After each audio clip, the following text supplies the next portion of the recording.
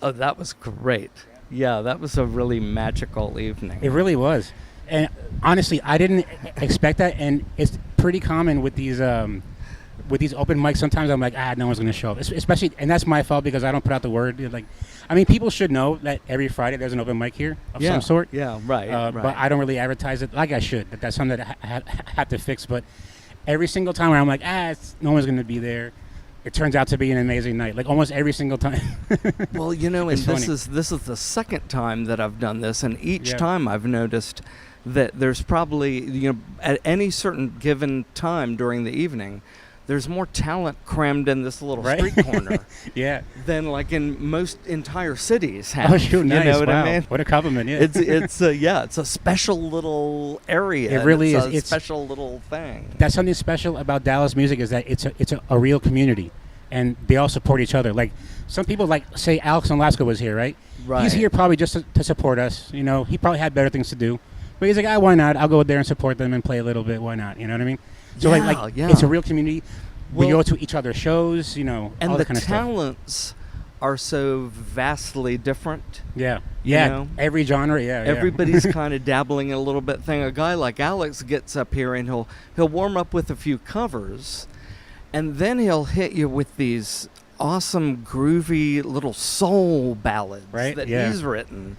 And you're like, oh, yeah. And you got to see him shred, too. He's a freaking, like a real shredder with the guitar. Absolutely. That guy's awesome. He does the little sequencing thing like early Ed Sheeran. And like looping and stuff like that, Yeah, right. Yeah, so many great talents here. All right. Well, we're live. Sometimes I go live, or like we start talking before it actually starts to kind of break the ice or whatever. Right, yeah. It's more for me to not be nervous. We've already been talking. But welcome to Tiny Talk number 46. We are 46 already. And we have today a very special guest, all the way from Virginia. He's played with the Waxing Poetics back in the 80s and early 90s, and currently on a band called the Liberace's, all the way from Norfolk, Virginia. Absolutely. That's right. We pronounce it Norfolk.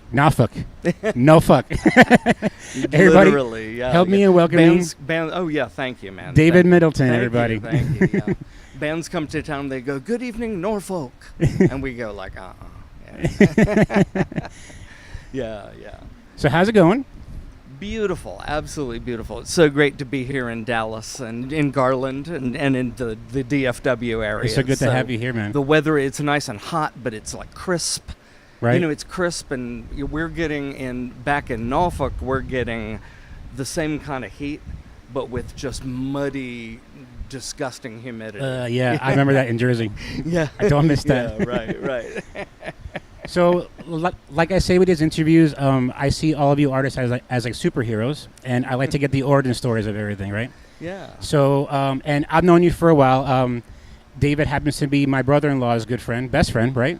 We're old friends. Yeah. We're old friends. We literally go back 30 or more years. Yeah. I've known you for a few years now. Yep. Actually, I had to thank you on camera. David was actually one of the ones that helped us during our father's passing, and kind of like that whole transition, which was really, really amazing. That's what kind of made you part of our family now. Exactly. So it's really nice for you to be here, and Yeah. It's awesome for you to be on freaking Tiny Talk. Well, I just thought about it last night. And I was like, you know what? yeah. Since you're here, let's just do one. Well, it's my pleasure. I think of you guys as family. So it's wonderful to be able to play music for you all too. Yeah. So we saw you last night, or people at home, if you're watching on YouTube, you saw a little set from David Middleton. So where did that all start from? Did you start playing the guitar first, or did you kind of start songwriting first, or how did that work? Well, I started playing first because I came from a family that was very musical. Oh, Everybody really? sang, everybody played. Okay. My father in particular, he was one of those guys that played every instrument you can name. Oh, wow. I was born and raised in Norfolk, and it's very much a Navy town. Okay. My father was not in the military, but he was a civilian who worked for the military. So that's kind of how my family actually was from the New York area. Okay. He was from Baltimore. My mother was from New York, but we ended up there. Which part of New York? I'm sorry, which part of New York? Yeah. Plattsburgh, way upstate. Okay, upstate, yeah. Right. Yeah, way upstate. Real New York. yeah, right, exactly. My father was from Baltimore. They met there during World War II. cool. And I then my family moved down here, down to Norfolk in the 50s. Mm-hmm. So I was born there, and it's there's not in the 70s. There's not a whole lot to do. Yeah. There growing up, kind of a boring place. But everybody in the family played music, and my dad was one of those kinds of people that he didn't care what you were as long as you were like a drummer or a bass player or a guitar player. But you had to play music. Well, he wanted a band. I think more so than wanting children. I think he probably wanted a band. You know what I mean? So I remember a period of time when I was relating this to Chris and Kathy a few days ago. I remember a period of time when I was too young and my hands were too small to wrap around a guitar. Mm-hmm. But then with a year or a year and a half later, I was able to get my hands around a guitar, and I immediately kind of started playing. You do fine, man. You do fine. I've heard you play. You're excellent. I don't have guitar hands for sure. Yeah, you do. You just don't. You just don't think you do. But I remember sitting. I remember before that. I remember sitting, listening to all my brothers and sisters and my dad and everybody sitting around and playing. Yeah. Everybody singing different songs, and my dad was big time into Tin Pan Alley and early rhythm and blues and early rock and roll, whereas my older brothers and sisters were more like the folk music boom, and then of course the British invasion, the Beatles and everything like that. Dylan, a lot of Dylan. I grew up in a household with lots of Dylan and that kind of stuff playing all the time. So were your brother and sister, they're all singers? Yeah, they're all older than me. Okay. So they were all kind of more advanced players. So by the time, what kind of instruments did they play? Well, they were all mostly guitar, but one of my older brothers really latched on to the banjo. Oh, cool! But it was like stringed instruments, anything with strings or keys. Okay. So by the time I got to actually like wrapping my hands around an instrument, it was I had so many teachers. I had my dad, I had my older brothers and sisters. I would sit with them all at different times and play with them, and they'd all teach me a little that's something. Awesome. So I had a bunch of different music teachers. It's like your own little music school almost. Yeah. That's awesome. It really was. It really was. It was fantastic. So it was a house. I was so lucky to grow up in a household full of really good vibes, lots of music, lots of laughter. And, I went to other people's houses and I would not get that, you know what I mean? So I realized very young how lucky I was. When I was at home, there was instruments in every corner. There was music playing constantly, lots of jokes, lots of laughing. Nice. So that's really where it all started. Your father wasn't like the Joe Jackson type that was like, you better play this. Not at all. Go get a Switch. Not at all. There was no pressure. Good. There was no pressure. He knew that when we got around to it, we would start grabbing instruments because they were there. It's in your blood, time. It's inevitable. And it was just like we were so bored. That's like me with soccer. My parents actually let me play every sport first. I played baseball. I tried football. It didn't make sense to me, but I was like, I don't know, 7 or something. And then I tried basketball. I liked that. And then I played soccer, and I was like, I really like this sport. And they're like, hey, you know what? Our whole family played. I was like, oh, so then I got hooked, See, there you go. You go with that thing that pretty soon you find the thing you're good at. Yeah. Now I started playing with my older brothers and sisters, particularly the Beatles songs. Nice. I really latched on to the Beatles and Dylan. They were, so their music was just so much fun to play. What was it about their music that kind of hit you? It's magnificently written. Yeah. Great melodies, great lyrics, and you never get tired like lyrics. of them. Yeah. Yeah. Yeah. So then eventually I got into writing songs after I got, I don't want to say bored because I was never bored learning other people's songs, but I had so much fun playing other people's songs that I started kind of coming up with my own. Nice. And the first thing I did was, of course, I would... When was that about? Well, like what age? Let's say I started playing, really getting into playing when I was 10. Okay. So I would say 12, I really started writing 12, songs. wow. The first songs I wrote were mostly funny tunes. I would take somebody else's melody, some music that already existed. Like Weird Al Yankovic kind of thing? Sort of. They were kind of parodies. Nice. Eventually I started, creating my own little guitar parts. And then what I would do is I would write funny songs about the teachers and the principal and the people in the school, right?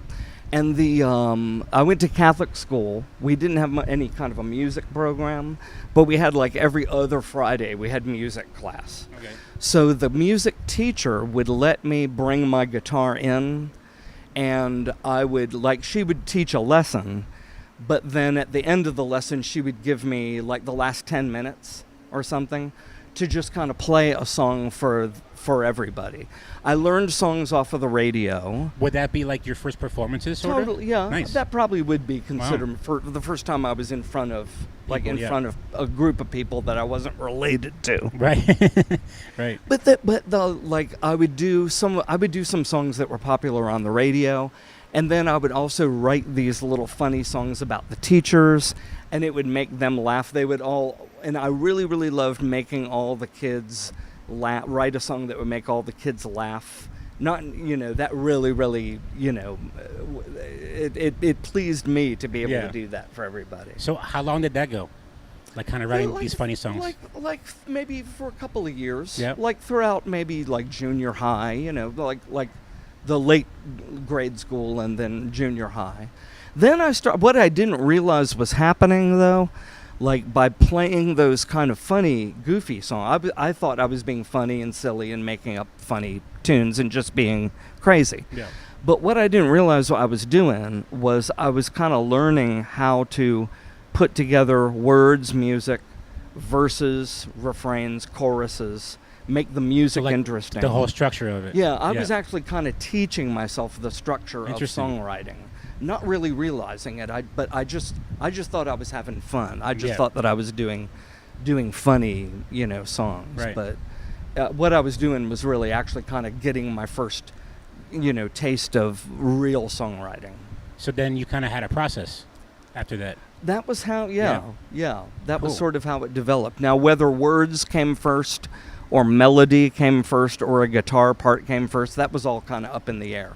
Sometimes it was all three. Either or, right? Yeah, sometimes all three come at the same time. Yeah. Sometimes you get an idea for a funny line or an interesting line of lyric and a little bit of a melody, and then you build it from there. Yeah. There's so many different ways that it happens. It's never really the same way twice. So when did you start actually writing, I guess, not silly songs?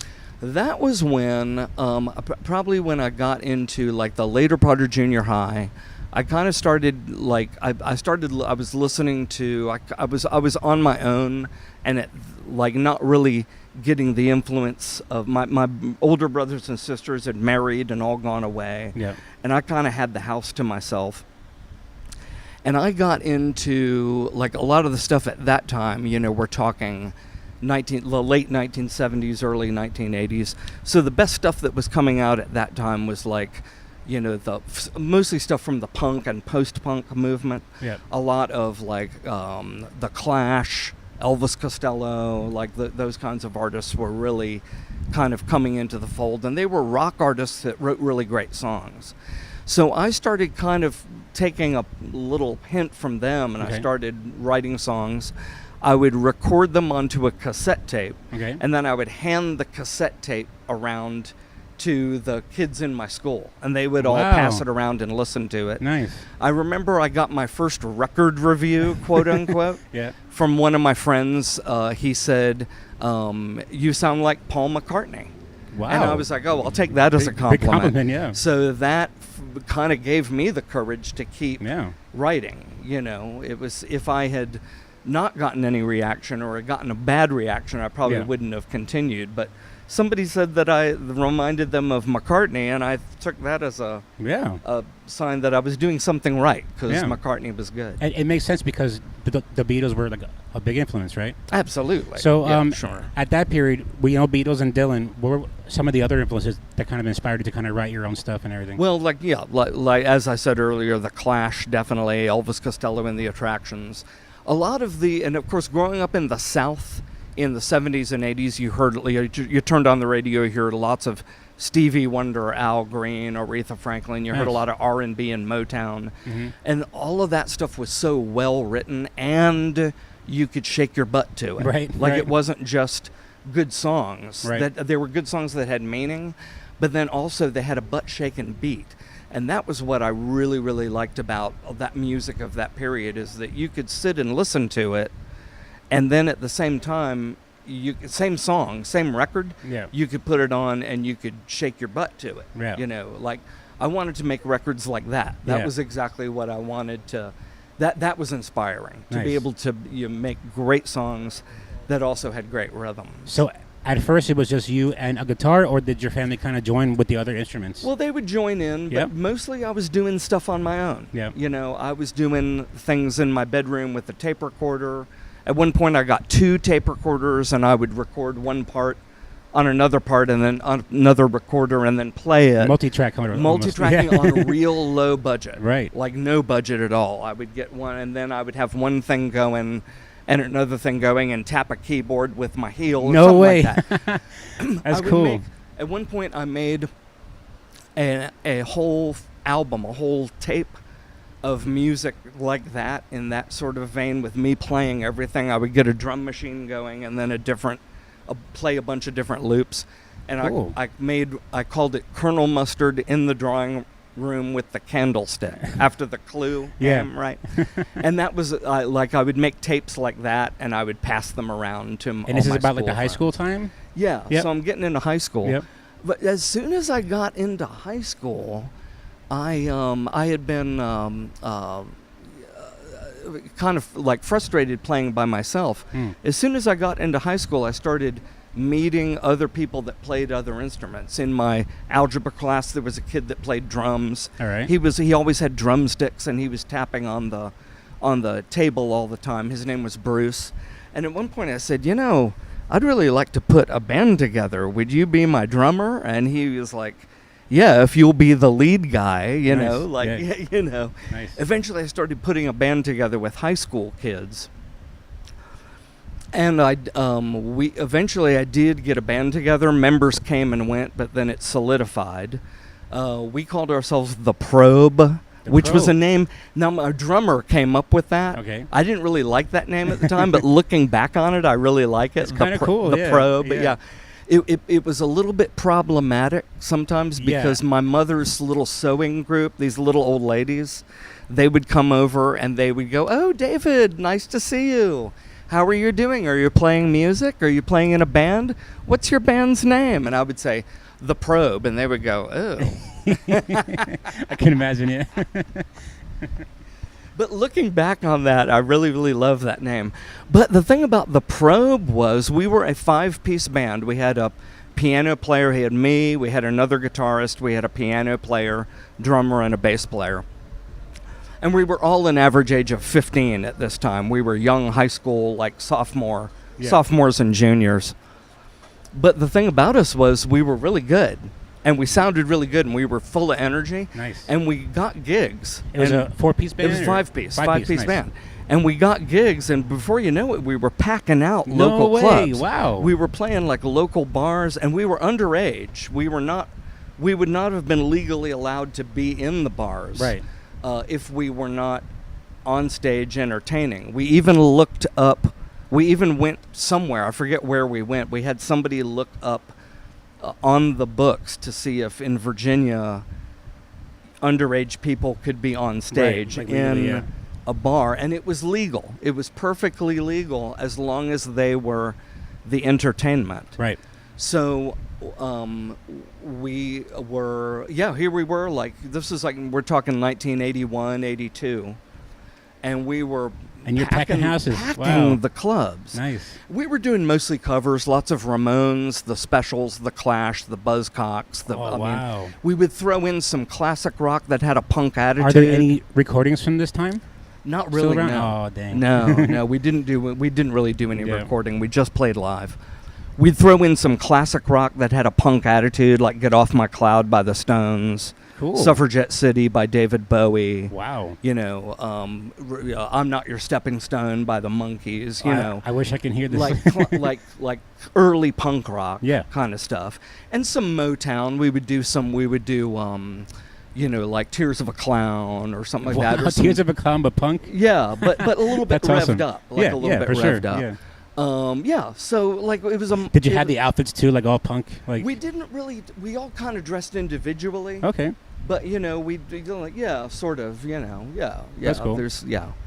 So, all right, so this is you said about 15, 16? Well, yeah, we're talking 1981, Unbelievable, 82, wow, and you're right. packing houses already. Yeah. So the Waxing Poetics was what, like was it 1983 you started it? We started in 83. Okay. So, so did this group kind of morph into that, or was there a sort of breakup yeah. and then you found a the new probe split up at one point. We all kind of went our separate ways. Yeah. Our bass player went off to college, and he was a little bit older, and then, that kind of thing. So we've went our separate ways, and then I had a guitar player. His name was Paul Johnson, and he, at one point, he went out to work on. He was going to work on an oil rig or something like that. Oh, he wow. went all the way out to Arizona or something. Ended up coming back. Ended up disenchanted with that, Yeah, of course, and then he came back. And before you know it, he gave me a call. I wasn't really doing much of anything. I was jamming with a few people here or there. I wasn't really, doing anything that was going anywhere. But at one point, he gave me a call. This is like middle of 1983. And he said, "Hey, I'm back in town. I really enjoyed playing in the Probe with you. Would you like to get together? I'm working on trying to get a band together. Would you like to be part of it?" And I didn't hesitate. I said yes. Nice. Because he was a really fun guy, really good guitar player. He was one of those guys that, like, I'd met him at the first Probe gig. When I first met him, I thought he was totally annoying. He was like a little gnat in my ear, bugging me to let me play your guitar, that kind of thing. But after a while, I realized he was a really, really good guy and a really great musician, and I enjoyed being with him. So I didn't hesitate. I said, "Yeah, I'll totally be in a band with you." So that band kind of assembled. It took a little bit to get the lineup correct, but not too long. Another 5-piece? It was a 4-piece band. Okay. I was singing and playing guitar. I had Paul on guitar. We had a bass player and a drummer. Nice. And then we started playing around town, and it was a time when there had been a really good music scene in Norfolk. There was like a punk scene happening there with a lot of bands, and then it all kind of had dissolved. Yeah. By this time, there wasn't really much happening, so it was kind of an open season. There wasn't anything really going on, so we thought, let's be kind of a band that we would want to go out and see. Yeah. So we started playing in bars, and before you know it, it was one of those things. Before you know it, we got a following. We started doing covers. We were doing a lot of stuff like the Joy Division and The Cure and things like that, But then pretty soon we threw all those covers to the wayside and replaced them with original songs. Nice. I started writing more songs. And we started collaborating. Paul and I particularly collaborated and wrote a lot of tunes together. And the first couple of things we wrote weren't all that good, but then it got better and better and better. And we, at our first few gigs, we sounded a little bit iffy, but then as a band, we gelled the more we played and got better and better. So, by 1984, 1985, we had made a few demos. We were getting some airplay on the radio. Wow. A local disc jockey on the big rock station down there, FM 99 WNOR. Her name was Carol Taylor. Mm-hmm. She really liked us, and she called us up at one point and said, "Hey, I'd like to manage you guys." Wow. So that was cool because we had a manager, and she had been a disc jockey for a long time. She knew the record business pretty well. When I met her, I thought that she was 30, but she was actually only like 20. She was only like a couple years older than me. Yeah. I was 18 at this time. So, but she had really been around. She had grew up in Chicago, gone to school in France and Scotland. Whoa. I mean, she had been around the world a little bit. Had met a lot of people in the music business and had been working in the music business for a while. So she helped us out a lot. She had a lot of great advice and a lot of really, really good connections. So eventually we started.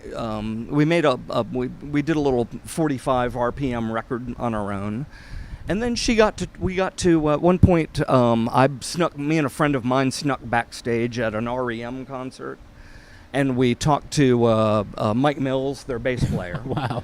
And he was just, I thought that, I thought that we were just going to get shooed out of there. Yeah. But he was really welcoming. He was like, yeah, it's great to meet you and everything. And I told him about the band. He said, send me a tape. I'd love to hear it. So I did. Mm-hmm. And then before we started talking a little bit, and Carol got involved. And eventually REM, like it was in 1985, they were on tour for the Fables of the Reconstruction album. They came to Norfolk and played a show, and then they came to. We were playing a club, a late show at a nightclub, and they came to see us. No way! REM came to see you play. And then Mike got up on stage and jammed with us. What? And after we were That's insane. Well, afterwards we were hanging out. We were just hanging out, having a beer afterwards, and he said, look, I'm going to be taking a little vacation soon. Why don't you book some time at Mitch's Drive-In, which was a studio in North Carolina? He said, book some time down there, and I'll come down there and make an album with you guys. So it was a fantastic little, scenario, because, we really, really needed to make a record to get to that next kind of level. I'm telling you, there are local artists right now that are going to hear this and be like, "Oh my God! Like I wish I had that kind of trajectory like that." I wish I had that kind of. Because right now, they're gigging everywhere to kind of get those kind of opportunities like that. But I mean, nowadays people. So nice that REM is so kind of nice like that though, because most you would think, like I said, they would kind of shoo you away or whatever. Like. Well, yeah, but that was they were one of those bands that were just so they were just regular guys. Yeah. And they were from Athens, Georgia, which wasn't all that far from where we lived. Yeah. I mean, it was a good day trip. A good 8 or 9 hour day trip. Yeah. But we would go down there and play, and he would come down and see us every time we played down there. So we made this friendship with him, and then he was able to bring us into Mitch's Drive-In, and that was really fun working. We recorded on my 20th birthday. I was recording my first album with the Mike Mills of REM and Mitch Easter. So it was, like them on the album with you? Well, or they were like kind of Mike producing? actually plays piano on the album, but Mitch did the engineering and Mike did the production, and everything. Wow. So we were, it was a blast. I mean, it only took us like a week or so. It was just a real quick little low budget session. We were a good enough, tight enough band that we were able to go into a recording studio and record real quick. We didn't really have to. And the music at that time was still kind of punky? It was very, very minimalist. Yeah. It was very much that kind of jangly, sort of like the Byrds meets the Velvet Underground kind of, Interesting. Guitar, so almost this British rock. Is it out somewhere that we can kind of stream it? Yeah, that album is called Hermitage, and it's available on Spotify. It is. All right. Yeah, you look up Waxing Poetics on Spotify. Yes. All right. Good. And iTunes and all those other places. Awesome. All three of our albums are there. Great. Awesome. So you can stream those. But then that put us on a trajectory. We started touring. We made more albums. Our second album, Mannequin Moon, came out in 1988. That was produced by Steve Gronbach, who had produced Crashing Dream by the Rain Parade. Yeah. And then we toured for that. We had a song on. We had one of our songs got on MTV back when MTV played music. Back when they had just music videos. Okay. Yeah, But you had a video. Yeah. Okay. Yeah. And then we did all that stuff. We played that whole game. Wow. Things started kind of getting difficult when there was a period of time where it became really, really difficult in the early 90s to get people out to clubs. It was kind of like now. It was really, really hard to get people, into out to clubs to see music. It became really difficult. Because TV killed the radio star? Sort of. I think that the alternative or video rock, killed the radio star someday. Well, what happened, alternative rock was really about to take off, but it hadn't really taken off yet. And we were one of those bands that I think we were too weird for mainstream radio and too not really weird enough for college radio. Okay. College radio, you had like Butthole Surfers, Sonic Youth, all of these really noisy art rock, kind of art damaged bands. Yeah. And we weren't that far to the left, but we also weren't Bon Jovi or Huey Lewis either. We couldn't really get onto mainstream radio. Yeah. So it kind of became, doors kind of started closing for us at that period of time. And REM said peace? Well, they, it's not like we broke away from them or anything like that. We just had separate lives and separate careers. They also kind of went on a major label trajectory, so they went on, they weren't responsible for us or anything like that. Right. So we at that period of time, our contract with Roadrunner Records was up. We had signed a 3-record deal with them. And it was up, and there was nothing really on the horizon. So we decided to call it quits. This is about 91, right? This is 91, yeah. And we all kind of went our separate ways. We decided that there was really nowhere we could go at that moment. Yeah. Maybe if we had stuck it out a couple more years, there was about to be an alternative music boom. Nirvana and all that sort of stuff was about to kind of explode. Yeah. Hadn't really exploded yet. Yeah. So, but we decided that was a really good way to leave it. We made 3 really great albums. Yeah. Our 3rd album, Bedtime Story, came out in 1990, and we were really happy with it and happy with the way it turned out. So we were like, let's stop there, and we all went our separate ways. Oh, nice. I went off and worked in I went to New York and I worked in the record business. Okay. I managed a record store in Manhattan, and then I went to work for a record label as the head of marketing. Ooh, which label? For several years. It was called Caroline Records. Caroline Records. That's funny. Yeah. That's my mom's name. Right. Okay. Sort of. And then, we went off into different directions. Yeah. I even worked, for 15 years, I worked as a UPS man in New Jersey. We went all the way life took us all in. Yeah, I know how that is. Yeah, life took us all in different directions. I didn't play music I always kept writing songs, but I didn't play music on a full-time basis. I played bass in a few bands in New York. Yeah. But they were all really just for fun, not anything that was anything serious. Yeah. I kept playing and kept writing, but not on any grand scale. So eventually I looked back at things. I started, I eventually retired from UPS, came back to Virginia, and I thought, I looked at my catalog of songs, and I thought, I've got hundreds of songs, and I'd really like to get them out into the world. You got a big vault. I'm 60 years old now, and I wanted to get them all out into the world before I kicked the bucket. So this time period is pretty recent. Yeah, this is now. This is now? Yeah, this is now. Wow. So I fished around for a little while. I've been back in Norfolk for a year or two, and I fished around and I played with some musicians, and eventually I found some musicians I liked. And how'd you find them? Well, one of them was an old friend of mine. Yeah. Mario Merlot is my bass player now. Okay. I was friends with his sister Anna in high school. Oh, cool. So I'd known him since he was like 7. His son Franklin is a magnificent piano player, so I said, why don't you be in my band as well? So I have a father and son in my band. Nice. And then I hired a drummer named Andy Kraft, who I'd seen in a band called Scotch and Rye. And I really liked him. He was a big guy with real big beats, you know what I mean? Real, just really good, solid beats. And that was what I was looking for. I was looking for somebody that really could play big beats. Yeah. So I had always wanted to use the name the Liberaces. I was a big fan of Liberace growing up, and I always thought that was such a cool last name. Yeah. And I always Mario, Franklin, and I are of Italian descent, so I wanted to kind of pay a little bit of a tribute to that. Sure. So I decided I named us the Liberaces. Nice. I had worked with a few musicians that didn't want to use that name, so I said, okay, well, goodbye to you. I'll find musicians that are okay with it. Right. So so we've been playing in the Norfolk area for a year now. We've only really done a handful of gigs. I'm trying not to, there's not a whole lot of places to play there. Yeah. There's a lot of breweries, and I'm not really happy with playing in breweries. They tend to sound bad. Really?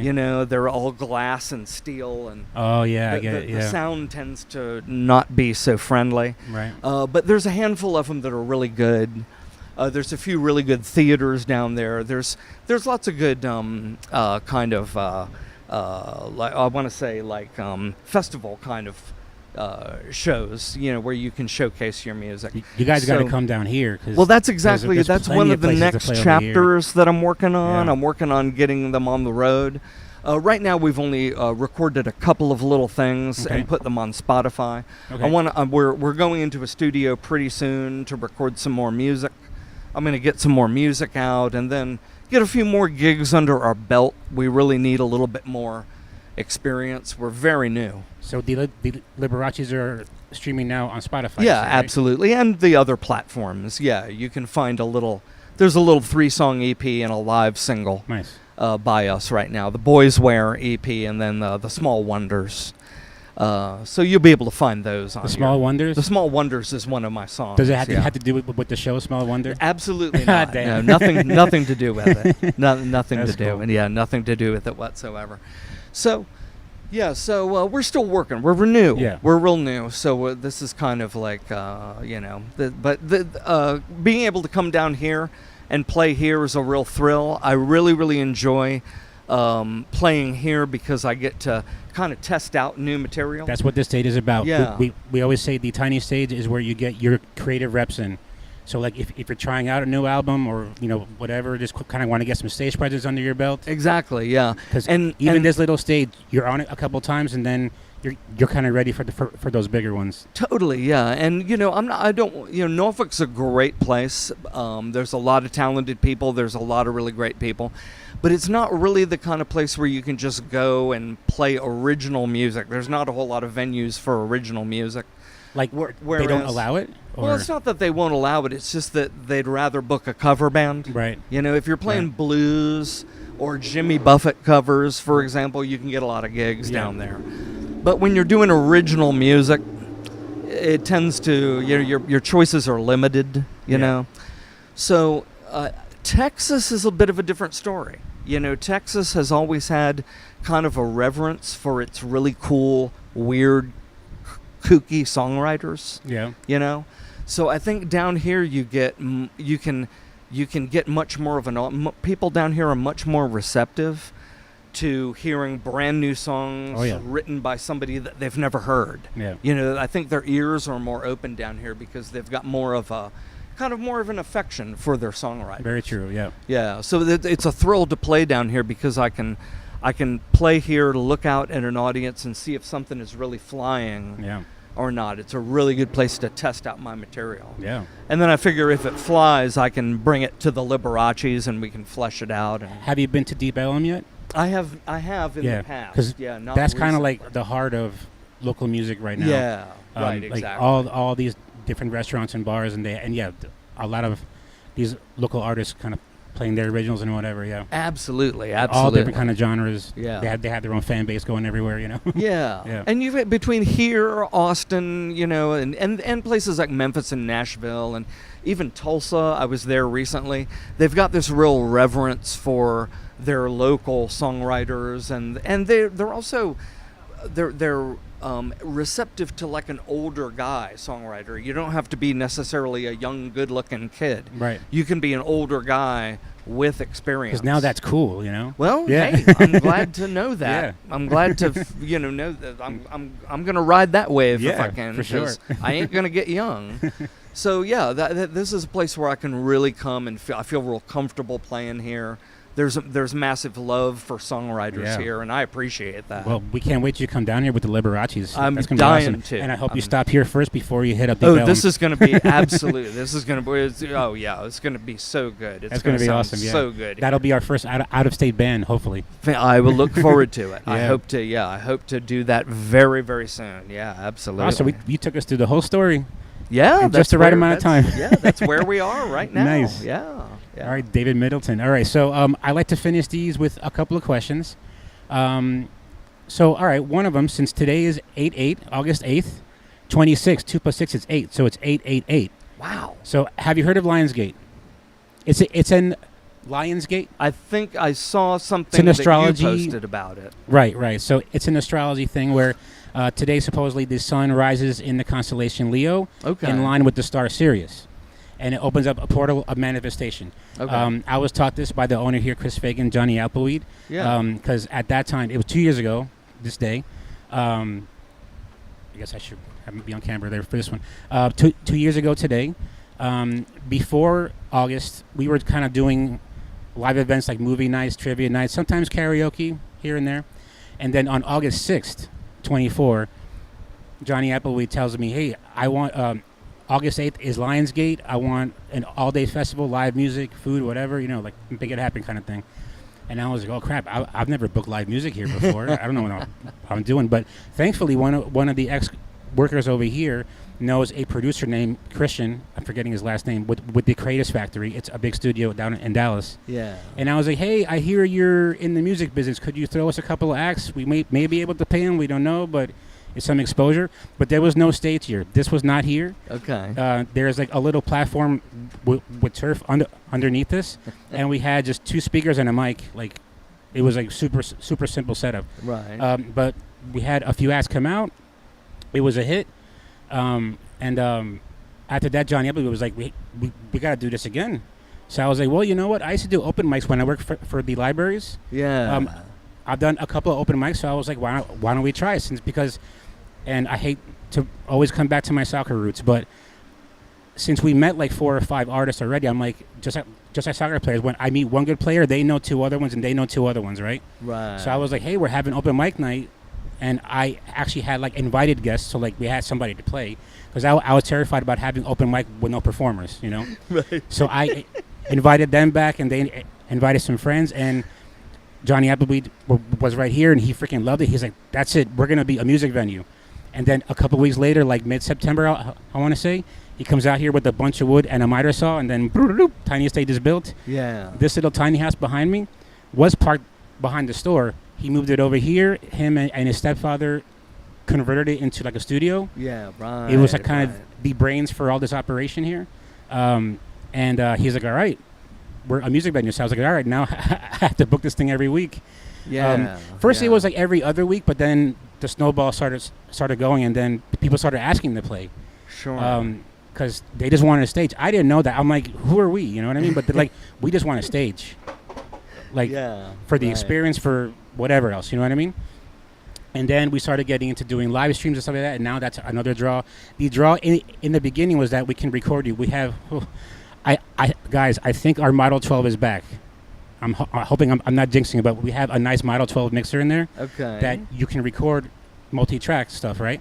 So in the beginning, that was the draw, was that we're having open mic, but your set can be recorded through a multi-track recording, and it's yours for free. Oh, okay. So for them, we're like, hey. So that started attracting more people, and then the rest is history, right? But it turns out that August 8th, Quentin Tarantinoing it, that August 8th, Johnny Apple, or on the 6th, he said, that day is a day of manifestation, and we're going to manifest something, and we're going to use music. We don't know what, but we're going to use the language of music. Okay. And then this thing was born.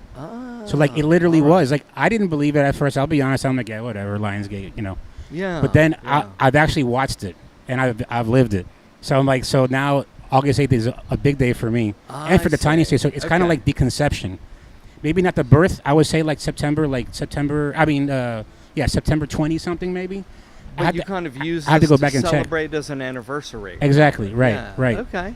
So, having said all that, today is a day of manifestation. You happen to be at the geographical center of Garland. Yeah. We're on the 33rd parallel. It's a pretty important ley line on Earth, and we're also facing north, which is great for the energy. So my question to you is, what would you like to manifest for yourself this year? Oh, because right now the portal is open, so yeah. whatever you want to manifest, it's going to happen. Trust me, I don't want to manifest like my life. I am so pleased, and I'm so what do I want to say? I feel so blessed to be where I am in my life at this point. I feel so lucky and so blessed to have had all the people that I've had in my life. Nice. My manifestation, the thing I would like to manifest is for the world, for the world to live with goodness and grace and peace and understanding, and for all of us to treat each other well and be good to each other. Oh, beautiful. That's what I want. All right. That's what I want to manifest. It's going to happen. Yeah. Because you said it right here on the tiny stage. Thank you. Yeah. All right, last question that I always ask everybody, and since you have such great experience and you actually have experience in the business, that's your camera right there. If a local artist has some kind of advice, what would you give them? Or want some advice?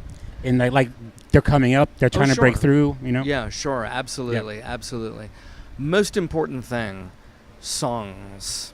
You know, if you are a songwriter, your material is number one.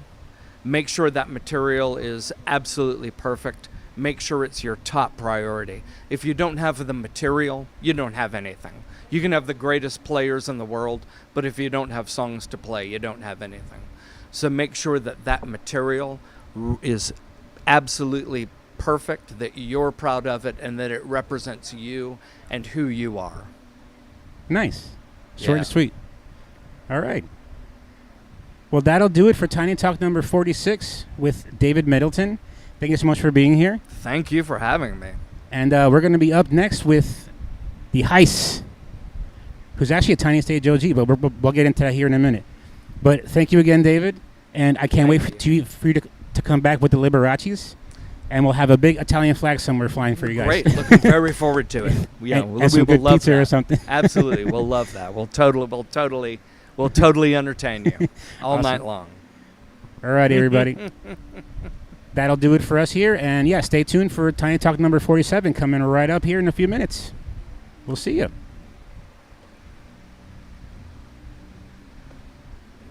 Giving it a few seconds because sometimes when I press stop, it stops me in the middle of my last sentence. So don't mind me.